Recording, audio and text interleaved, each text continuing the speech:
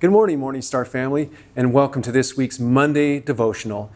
Today's verse is going to come out of 1 Corinthians 10:24, and it says, "Let no one seek his own, but each one the other's well-being." Now, in this part of the chapter, Paul is discussing a Christian's liberty in Christ and the choices that they might make in that liberty. And he wants us to be concerned as to how those choices might affect others. And he even goes on to offer a culturally relevant example at the time where folks might be eating meat from the market that was initially offered to idols, and saying that you have that valid choice, but you need to consider what it might do to the conscience of other believers.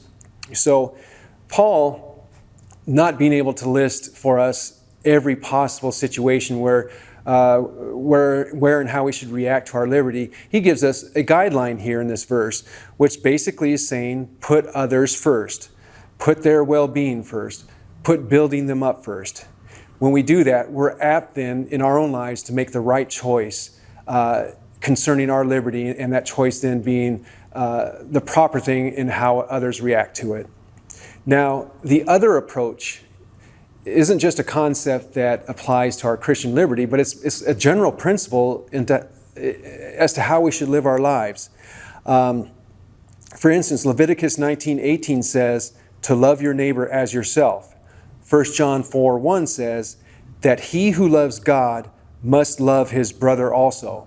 And Paul also carries this theme through some of his other letters. For instance, in Philippians 2, verses 3 and 4, he says, "Let nothing be done through selfish ambition or conceit, but in lowliness of mind, let each esteem others better than himself.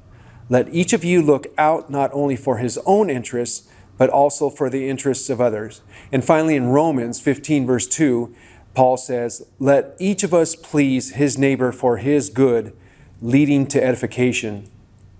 Now, a few weeks back, Pastor Jack happened to be teaching in Romans 15, and he summed this up by saying this: we should seek to please the Lord by sacrificing for others like Jesus did for us.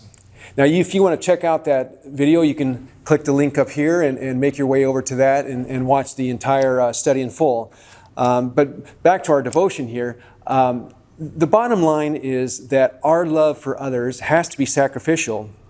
By putting others first, then by definition, we put ourselves second. Now, we have the supreme example of that in that Jesus died for us on the cross. By doing that, he put us first and himself second. And the thing is, too, that Jesus did not just exhibit that otherness on the cross. He did it his entire ministry. He spent his ministry both serving and ministering to others, always putting others first, always loving others. And he is our supreme example. And as Paul said, imitate him as he imitates Christ. So as we go about this week, let's see how we can serve the Lord by putting others first, and let's just see how he can work in that attitude.